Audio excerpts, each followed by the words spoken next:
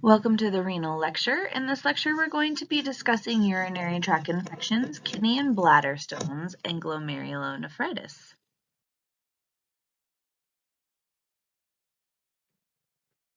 Before we get into our diseases, I just want to do a short review of a few things about our kidney, and the first is kidney function, all the things that it does. So it's going to remove waste products. It's going to help regulate fluid and electrolyte balance. Each kidney is going to filter several liters a day. This is one of the reasons why it's important for us to drink our 8 glasses of 8 ounces of water. It helps regulate the BP through the RAS system, which we learned about in the hypertension med lecture. It's going to activate the growth hormone. It produces erythropoietin, which tells our bone marrow to make red blood cells. So when our kidney is not working correctly, like when we have chronic kidney disease or end-stage renal disease, why we can suffer from anemia.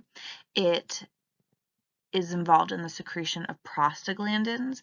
Prostaglandins are a group of lipids that are made to help deal with injury. It also controls the processes of inflammation, blood flow, formation of blood clots, and it's involved in the induction of labor. And then, of course, it makes urine.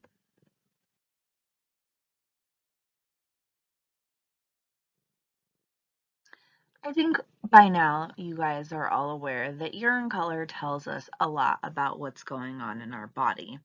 If our urine is really pale, it's diluted for some reason, whether it's how much we had to drink, a disease process that's going on, or fluids that we're giving our patients. If it's cloudy or milky looking, there is some kind of infection, not necessarily infection in the urinary tract. It could also be coming from anywhere else within the genitalia. If it's bright yellow, it's usually because we've had a lot of multivitamins going through our body. I think we've all experienced that taking multivitamins at home. Anything that's pink or red immediately is going to make us think about blood, but there are some other things that can do that. Beets for some people, especially if they're fresh, can turn both urine and stool bright red. So before we completely get concerned, we need to talk to our patients. The other thing is medications. The medications that you can see listed on the screen, especially rifampin, can change the color of our urine. So when we see anything that's pink or red, even orange to amber, that's more a little bit pinkish, reddish tinge too, is not necessarily blood, but we always have to make sure that we are ruling that out. So dyes, methylene blue, Pseudomonas can turn our urine blue or even blue-green. Yes, I've seen this. Pseudomonas especially, it's a bacteria and it can get into wounds also and turn wounds green. So I've also seen methylene blue turn urine purple. Orange to amber urine could be from a medication like we've kind of discussed and you can see on the screen.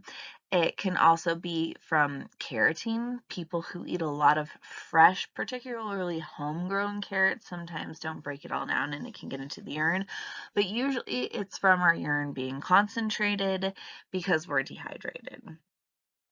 Brown to black is most commonly old red blood cells, some kind of melanin, or really severe dehydration. Although again, there are some medications that can contribute to this color as well.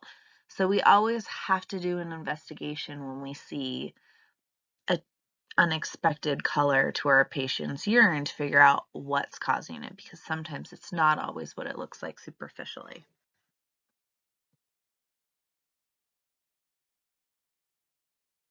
Let's talk about our disease processes. The most common one that you're going to see is a urinary tract infection. And when we say that, we're talking about an infection that occurs anywhere from the bladders to the kidneys.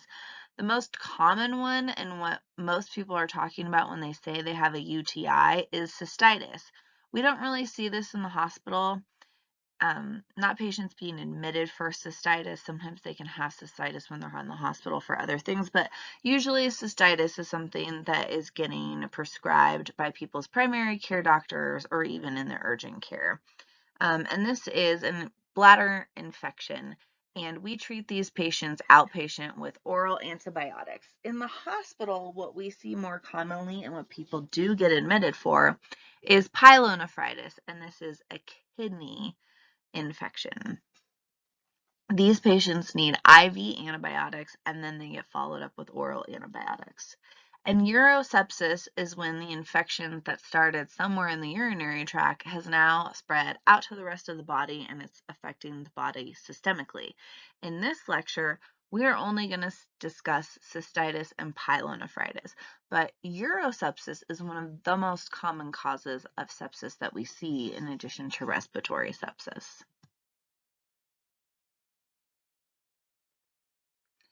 So cystitis, as we said, is inflammation of the bladder, most commonly caused by an infection, and it's the most common cause of UTI. And you can see what happens to that bladder lining on the slide.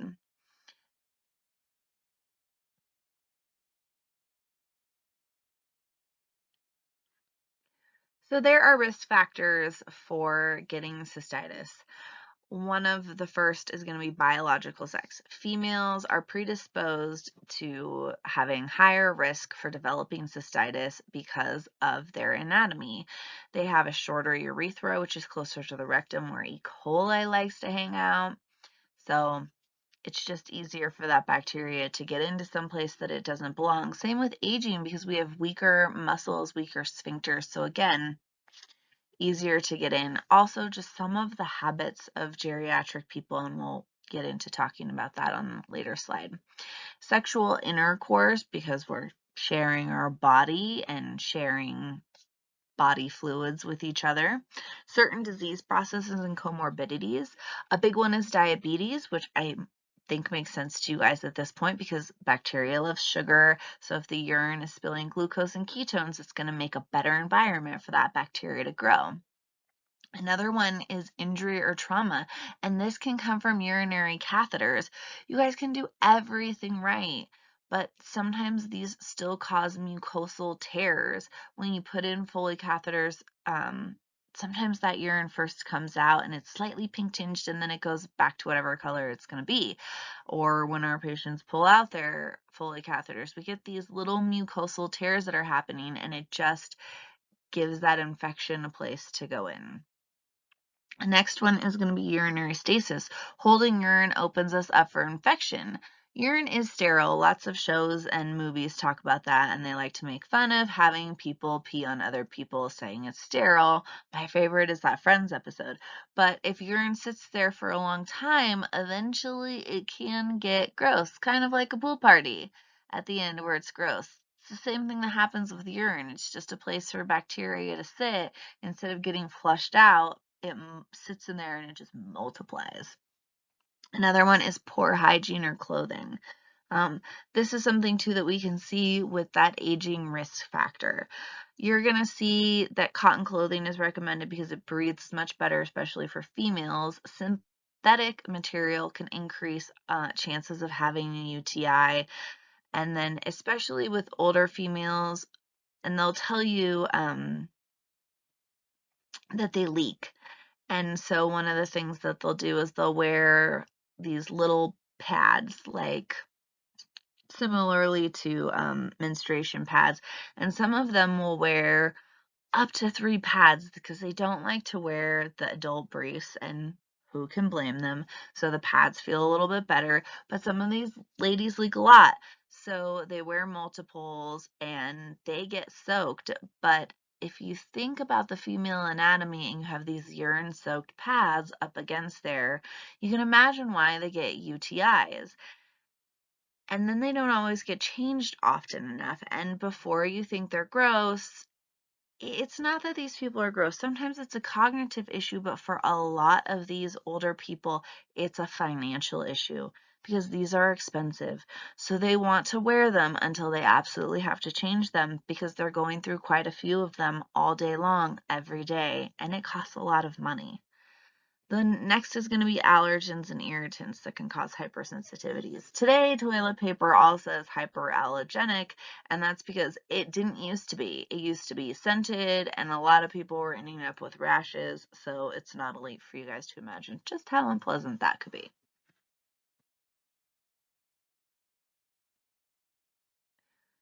The patho for cystitis is pretty easy. The bacteria is going to enter the bladder, most commonly through the urethra, and then it's going to attach to that mucosal tissue and the bladder wall, and it's going to start proliferating, and then we end up with inflammation and an infection.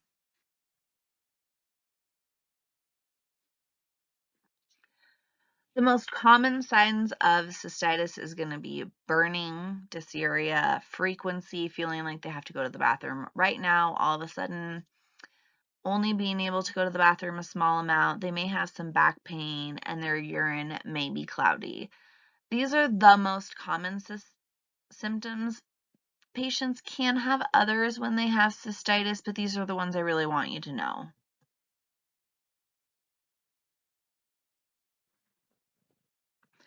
Diagnostic tests we're going to do for patients that we suspect of having a urinary tract infection is always going to start out with a UA, a urinary analysis. And if you've ever taken care of anybody with a UTI, you know the smell. And if you haven't smelled it yet, you will. And it's one of those things you can almost diagnose with your nose because it just has this particular odor. And then, of course, from the urinalysis, we're going to do a culture so that we can get these patients on the right antibiotic for whatever particular bacteria is going on with them. We may do a WBC. It can be elevated in patients who have cystitis, but oftentimes it's also still within normal limits because that infection is still really localized to the bladder. When we do a urinalysis, we want to make sure that we get these patients to give us a clean catch in a sample cup. And from this, we can also see if there's any blood, WBC, sugar, bilirubin, protein, pH, and some other things. And that tells us a lot about how the body's functioning. Now, you don't have to have all these memorized. I just want to give you some examples. So WBCs obviously mean infection. Glucose and ketones are synonymous with diabetes. Protein spilling in your urine is an early sign of kidney disease or a dietary issue.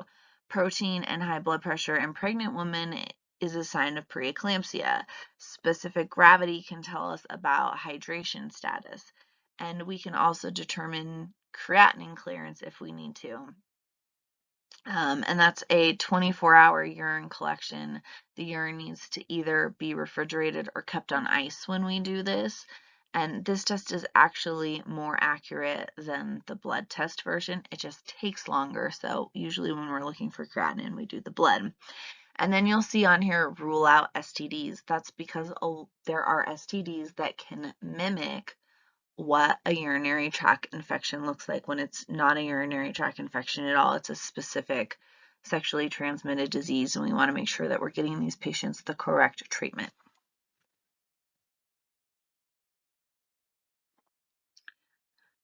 I do want to talk to you guys about culture and sensitivity a little bit more because it's important that you know what this is. If we have any concerns about this infection when we do the UA, they can order the culture, and you'll see it ordered as a UA with reflex to culture. So they're only going to do the culture if the patient has a urinary tract infection. And this culture insensitivity is going to tell us exactly what the organism is. And then it'll give you a list of what antibiotics the particular organism that showed up in that culture is sensitive to. And that will help us know which antibiotic we want to order for that specific patient. Typically, we're going to order a broad spectrum antibiotic, something like Vanco and Zosyn, until this test comes back, and then we'll change their antibiotic to something special. With cystitis, It's usually caused by E. coli, so a lot of times they're just going to prescribe it and see how that antibiotic treatment goes because almost always it's going to go well, and if it doesn't, then they'll do something differently.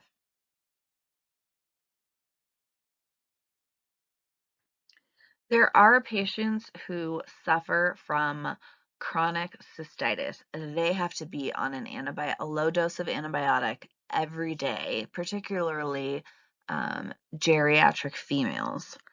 And that's going to take some more investigating. And one of the things that we can do for that is direct visualization of the bladder. And this is called a cystoscopy. This picture isn't 100% accurate anymore because their instruments and their cameras are actually a lot longer and more flexible. So we don't have to be quite that close. But this is something that urology is going to do. I have seen them come down and do this actually in the ER, um, but usually that's for more urgent situations, like if a patient is bleeding. But with these tools, they also have a little bit of scissor on the end and a little clamp on the end so that they can make any clips or take samples of tissue if they need to.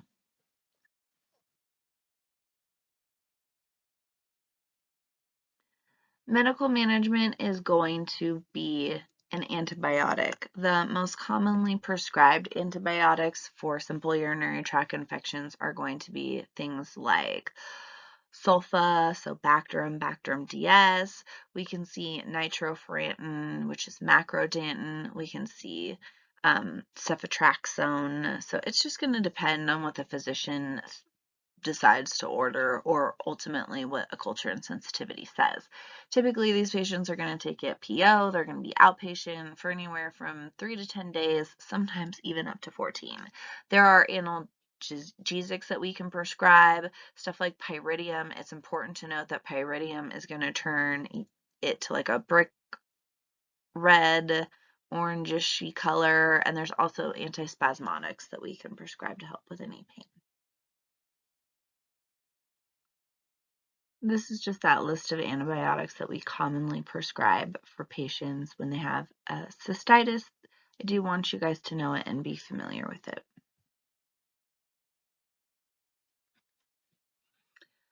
So nursing priorities and intervention, comfort measures is going to be one. One of the simple things that we can do is give them something warm so they can apply it to the perineum. That can help with pain. We want to monitor for worsening signs of infection. We don't want the cystitis to become pyelonephritis or ultimately urosepsis. We want to try to help the patient figure out what potentially could have caused this. Sometimes we're never going to know. It's just simple bad luck. But if we can tell that maybe they're wearing a lot of pads and they're not changing them often enough, that could be something that perhaps we could work on. We want to monitor their intake and output, and these patients, as long as they don't have any comorbidities, need to have a huge fluid intake because we want to flush out all that bacteria. So 3 to 4 liters a day, but not like your heart failure patients. Similar ideas with patient education. We want to help them identify the cause. How can we prevent it in the future? We want them to avoid caffeine and alcohol while they're taking the medication and also just while they're getting over this infection.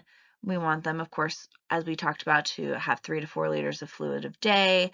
And the goal is that they're needing to void every 2 to 3 hours. And then we also have to think about safety. If our patient has any mobility issues, all of that fluid and needing to void every 2 to 3 hours could present some real safety concerns.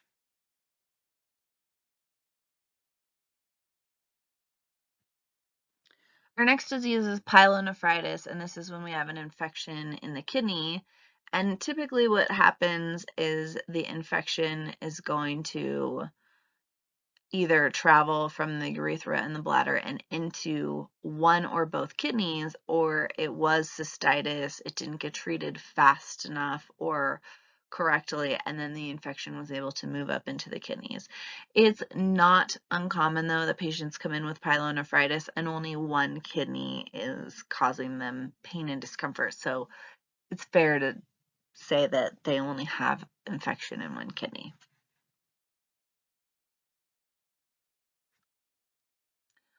Our risk factors for pyelonephritis include all of the risk factors that we've discussed for cystitis, but the ones that are on the screen particularly can increase our risks for having pyelonephritis: diabetes, urinary catheters, urinary obstruction. So something like a kidney stone could potentially, patients who have benign prostate hyperplasia, indwelling catheters, urinary stasis and retention. And urinary catheters versus indwelling catheters, so straight cath versus catheters that stay in, and we have to be concerned about patients who need to cath themselves several times a day because they're not able to go on their own for whatever reason.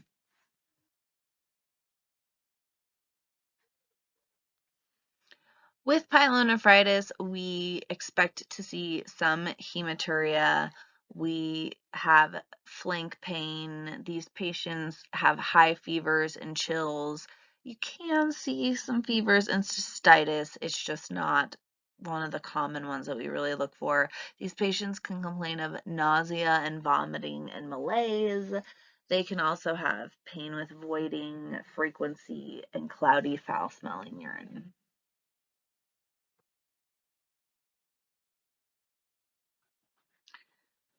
So, as I said, these patients have flank pain, and one of the ways that we can investigate this flank pain is looking for costovertebral tenderness. So we're going to put our hand usually on their lower back, right above where that kidney is, and we're going to hit the back of our hand with a fist. Don't do it hard, because if these patients really have pain, this is going to like send them flying off the table. But tenderness in that area is a sign that there's something going on with the kidney. We are going to look at the UA. We're looking for leukocyte esterate, nitrates. The WBCs can be high. We're going to do that culture and sensitivity. And then we may do an ultrasound or a CT scan to see if there's anything going on physically with the kidney that's causing this pain.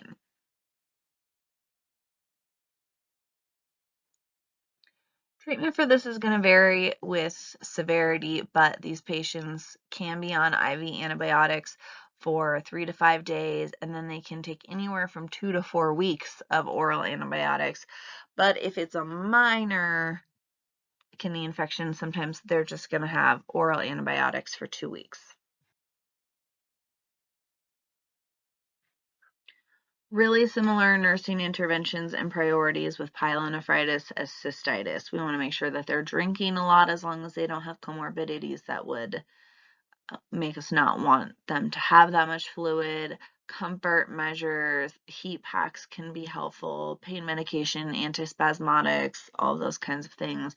Monitoring their intake and output. We want to make sure that the kidney is still functioning appropriately, and then we want to monitor for their temperature, and we're really looking out for these patients not developing urosepsis, because once you have infection in that kidney, which filters your blood, it's not a big step from it to leave the kidney and get into the bloodstream.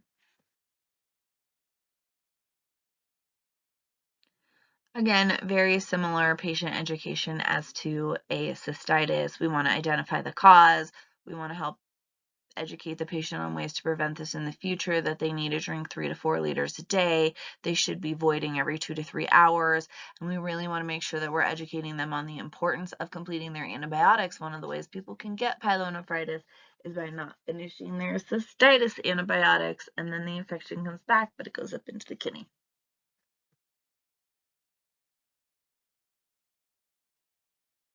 There are geriatric considerations with urinary tract infections. So like you learned in Professor Patel's lecture, there's a risk for infection that increases with age and disability. We have a decreased immune response. Symptom presentation changes in younger people. They're going to have fevers and complaints of pain. In the older population, the first sign and symptom of a UTI is going to be confusion or a personality change. There is a biological sex component. As men get older, they have higher incidences of benign prostatic hyperplasia, and this can cause urinary stasis and retention, but also The prostate gland secretes a fluid that has an antimicrobial property to help keep bacteria out, but in men with enlarged prostates, the amount of fluid that's secreted is decreased. So they don't have that same amount of protection as they normally do, and then they have increased risk with that urinary stasis. They can have decreased bladder tone, just decreased muscle tone in general, which leads to urinary stasis and retention. And then there can be hormonal changes, and that hormonal change can destroy all that healthy flora that we have that helps protect us.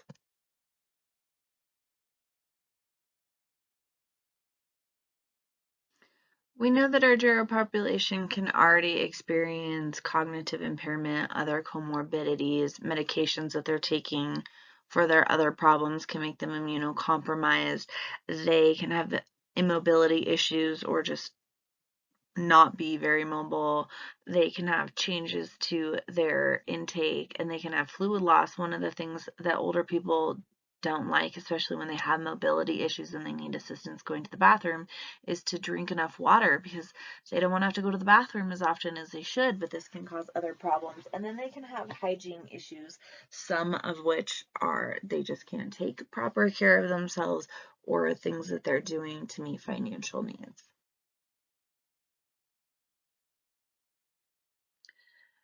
Another population that I want you guys to think about are transgender patients. For starters, they're just not as comfortable getting care when they're having these problems because they don't feel safe with the healthcare community. So they tend to put off getting seen. But there are also changes to their bodies with surgeries and medications or hormone replacements that they take that can increase their risks of having UTIs. So transgender women, when they have transgender or gender affirming surgery, their urethra shortens, so they can end up with a higher risk of UTIs because of scar tissue buildup, and they can also end up with urethral strictures. The other thing to consider is that while we do change a lot of anatomy, not everything goes away, like the prostate. Transgender women will still have their prostate even if they've had that gender affirming surgery, so they can still have benign prostate hyperplasia, and we still need to check that prostate for things like prostate cancer. Transgender men, testosterone can change the flora, it can change the way that the body is naturally producing fluids, and then that can increase their risk of having a UTI.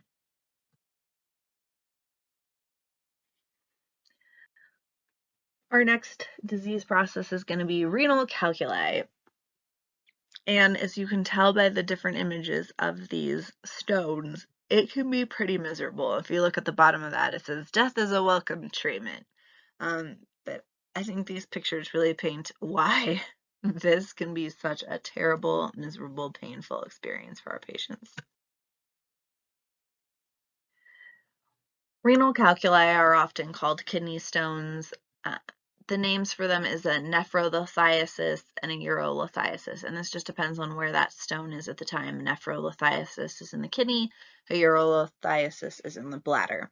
The most common cause / kind of kidney stone is a calcium oxalate, but other stones can be from calcium phosphate, uric acid. There are others, but that calcium oxalate, that's what we most commonly see. Risk factors for developing renal calculi: urinary stasis, if the urine's just sitting there and the pH is at a certain measurement, it's going to create an environment for precipitates, which can help encourage the formulation of a stone, which kind of covers our first three. Diet can be a factor. Genetics is a factor. You hear a lot about family members have had kidney stones and now the patient has a kidney stone, and also a history of a kidney stone. If you have one, there's a higher likelihood that you're going to have another. Also, patients not drinking enough water when the urine becomes concentrated. This can contribute to developing kidney stones as well.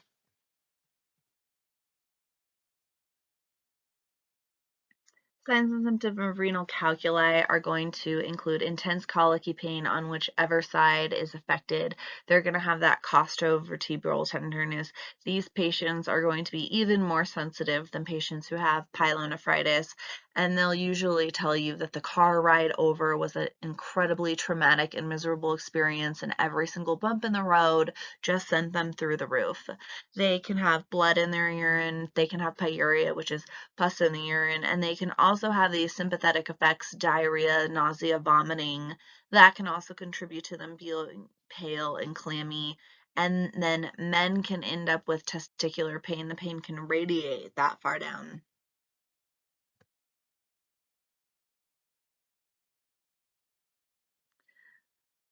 To diagnosis, we're typically going to do an ultrasound. Sometimes we can do a non-contrast CT, and we can also do a 24-hour urine collection to see how the kidney is working.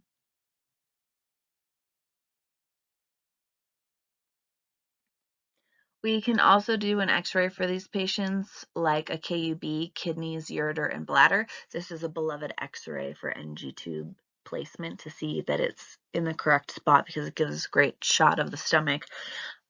But if we're concerned about anything regarding circulation in the kidney, then we're going to do an IVP, an intravenous pyelogram. And this test uses dye so that we can see the vessels. So anytime your patient is getting contrast, whether or not it's kidney specific, we need to make sure that we're asking the appropriate questions like allergies. Are you allergic to shellfish, iodine, seafood, etc.? And then we want to make sure we have a baseline BUN and creatinine because the kidneys are going to be responsible for flushing out on all that contrast. And we want to make sure that the patient is going to be safely able to do so. This is true for IVPs or any CT or MRI contrast. We're going to prep these patients with laxatives and they need to be NPO after midnight because the contrast dye doesn't know we want it to just go to the kidneys. It's going to go everywhere and we don't want something to look like a potential tumor when it's actually just poop. And after the test, we're going to give them lots of fluids and really encourage them to drink a lot so we can flush out all that dye. Medical management for these patients is going to include NSAIDs. They're usually going to have given them to themselves before they come in. We want them to drink lots and lots of fluids, and we're usually going to get them started on IV boluses because we want to help flush out that stone. We can give these patients antispasmodics and narcotics for pain. We are fairly generous when it comes to pain medication for these patients because it is truly painful. You can hear patients and other people say that the pain of a kidney stone is similar to a woman being in labor, and they're actually not entirely far off from that. It's one of the reasons why we prescribe antispasmodics, because just like the uterus contracts to push out a baby, a kidney is contracting to try to push out that stone, and it's one of the reasons why it's so painful, especially if it's the size of a stone that somebody can't pass. But even if it is a passable size stone, these things are incredibly painful. And while the kidney can contract, it's not designed to do that. We'll give these patients antiemetics for nausea because they can have those sympathetic effects. Really great drug triad for these patients is going to be Dilaudid, Toradol, and Reglan. The Toradol can help with inflammation. The Dilaudid is a narcotic that we give for pain, and then the Reglan is going to help with the nausea.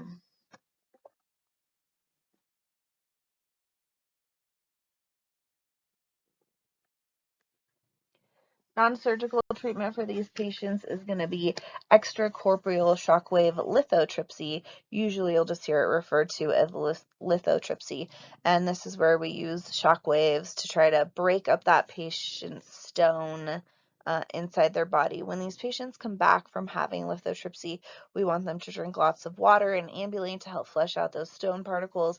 We also want to watch for any bleeding because we've broken up this stone apart inside their body, so you can imagine that can cause some other damage, and it's really painful. It can cause like internal bruising, and we want to make sure that we're giving them a strainer and we're teaching them how to appropriately strain their urine if we're not straining it for them.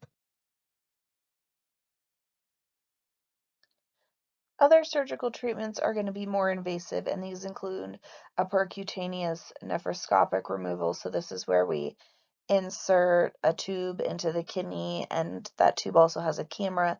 We can see where the kidney stone is, and then we can cut it up if need to, and then remove it that way. The other way is an open surgical procedure which we don't want to do. The kidney's really deep inside, so getting at the kidney involves really cutting a patient open quite a bit, and then also that's just higher risk for infection and trouble as they're recovering.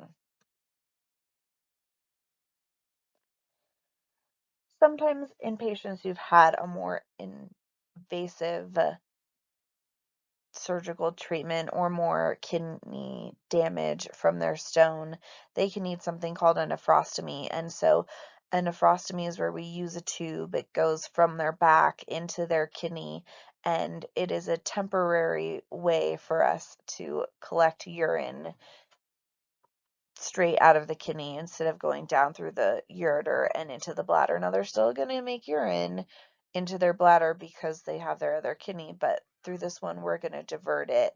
It's usually temporary, but because we have the kidney filtering blood and then we have a tube into that kidney, we have to really watch these for signs of infection because our patient is at much greater risk.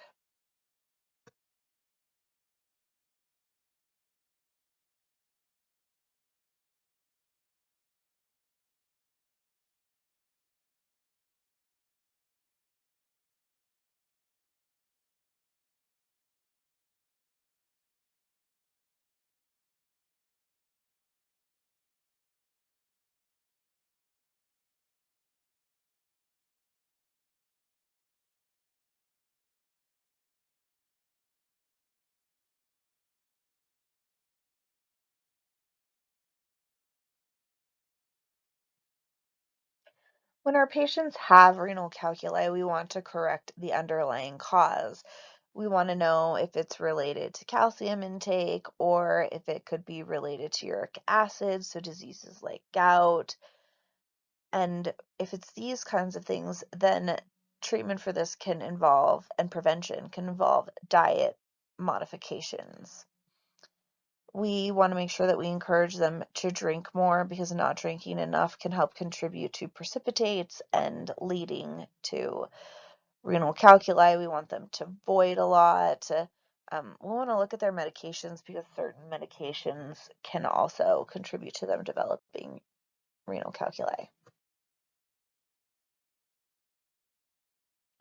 Nursing priorities and interventions, we want to, of course, treat their pain. Things like moist heat can help with that. We want to strain all of their urine. We want them to drink lots and lots of fluids so they can help flush out any of those pieces of stone. We want to encourage ambulation because that can also help get the stone moving out. These patients need IV fluids if they can't drink enough. We're going to monitor their total urine output. And then we want to monitor their vital signs for any sign or symptom of these patients becoming septic or having an infection.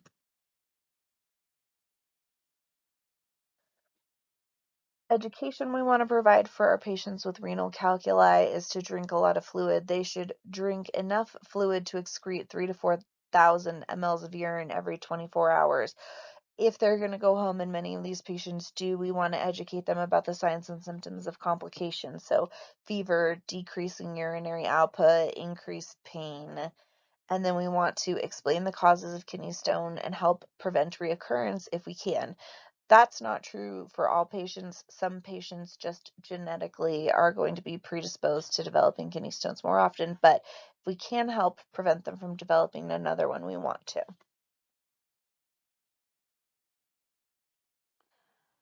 Our next disease process is going to be acute nephritic syndrome, which is a type of glomerulonephritis and can also just be called glomerulonephritis. And so this is an inflammation of the glomerular capillaries.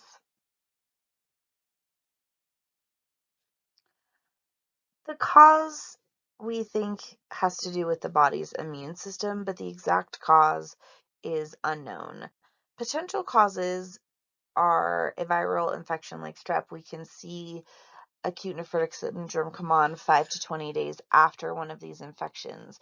Medication or foreign antigens can initiate this inflammation, an actual foreign antigen, or just the kidney tissue itself.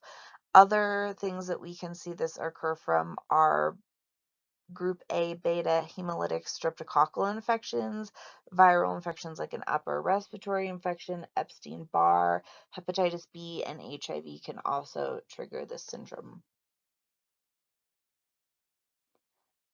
This slide discusses how we believe the patho works for acute nephrotic syndrome. So an antigen comes into the body is going to respond, it's going to create antibodies, antibodies are going to latch onto the antigen, and we end up with this antigen-antibody complex that is then going to get stuck in the glomerulus because there are those little bitty capillaries. In response to that, we're going to have this increased production of epithelial cells lining the glomerulus, so they almost end up smaller. WBCs are going to arrive.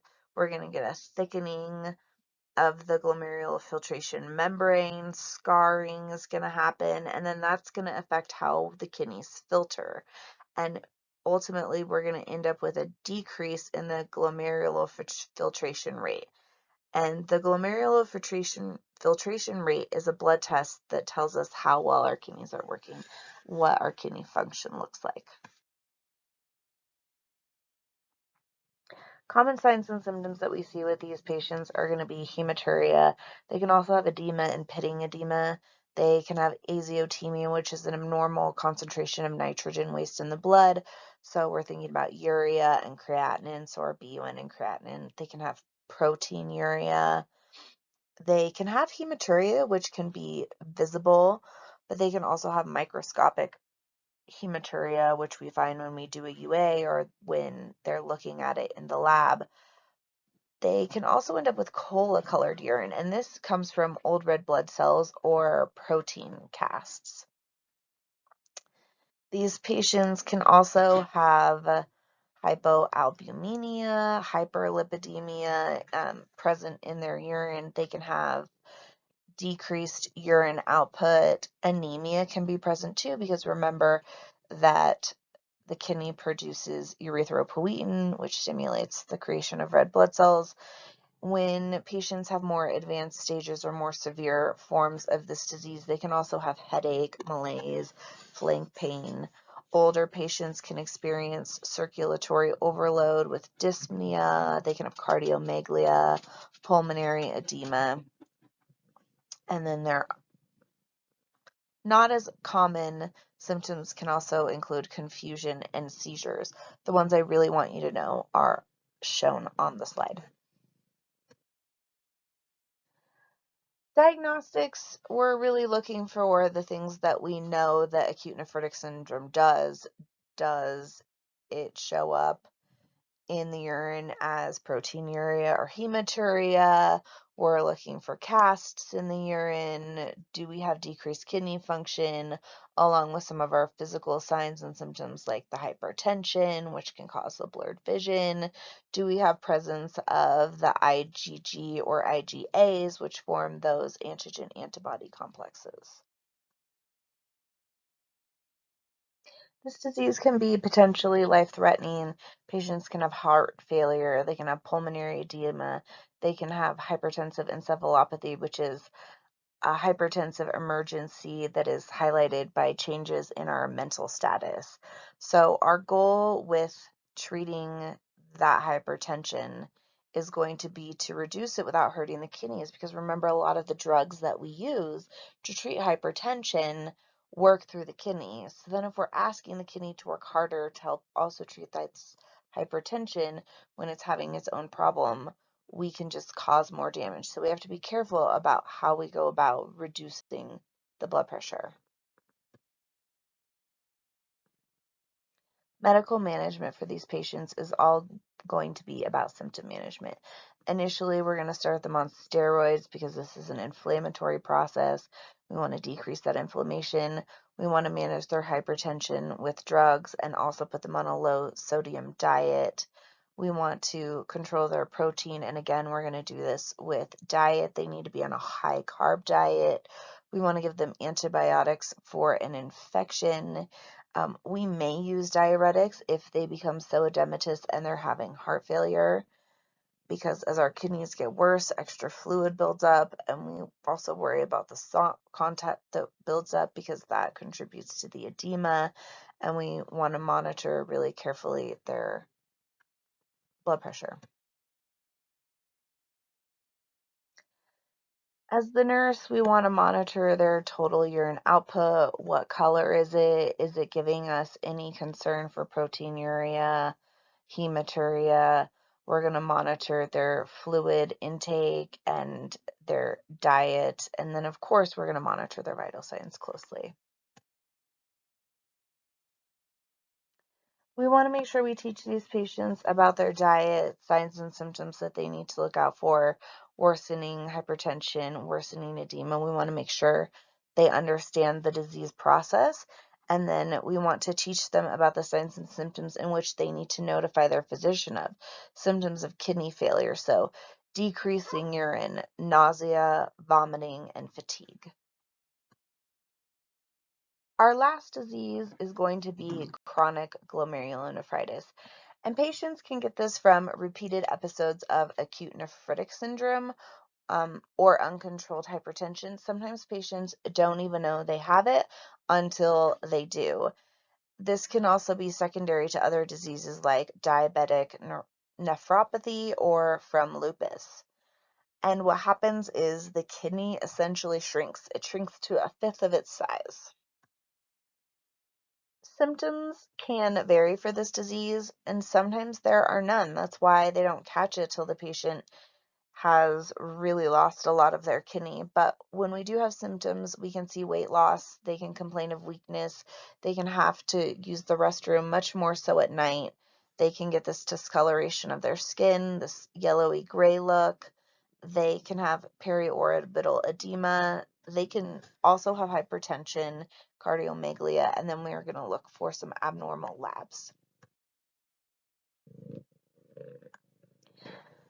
With this, really similar to what we're looking for in acute nephritic syndrome, because this can be caused by acute nephritic syndrome. So we're looking for proteinuria. In this case, we might do a 24-hour urine collection to check for their protein. We're going to look at for elevated BUN and creatinine because this is going into a kidney failure situation. We can see low hemoglobin and hematocrit because that poor kidney function is going to contribute to anemia. We want to do chest x-rays because you guys should know from the hypertension lecture just how important the kidney working is to how the heart is able to function. And if the heart isn't functioning right, we get cardiomegaly, so an enlarged heart. So we're looking for that. And we're going to do a CT scan to check to see. That's how we know that the size of the kidney has decreased. Managing this disease is going to be all about managing symptoms. We can give our patients diuretics if they're fluid overloaded, but we want to be careful because they work on the kidney. They need to have a renal diet. We need to get them on some antihypertensive medications. They also should be on a cardiac diet. And these patients may end up needing dialysis. Nursing interventions and patient education are going to be really similar to each other. We want to weigh these patients every day. They should be weighing themselves every day at home. We're going to monitor their BUN and creatinine because we're looking out for kidney failure. They're going to need to be educated on the importance of having this lab done routinely every couple of months at least. We're going to monitor their vital signs for hypertension, and they'll probably be monitoring their vital signs at home as well. Depending on the medication that they're taking, we want to teach them to monitor their urine output, so at least 30 mLs per hour of output. They may even need to collect it and measure it at home, and we want to make sure always that we're looking out for our patients' emotional, mental health status, giving them good emotional support, and then teaching them about the disease process, and then the risks of noncompliance. It can be hard when they didn't even know that they had a disease to then become compliant. Similarly, with issues that we see with hypertension, where they didn't really have any side effects before, and now we're giving them drugs that can cause side effects. So it's important that we do what we can to educate these patients so they don't end up as dialysis patients in chronic kidney failure.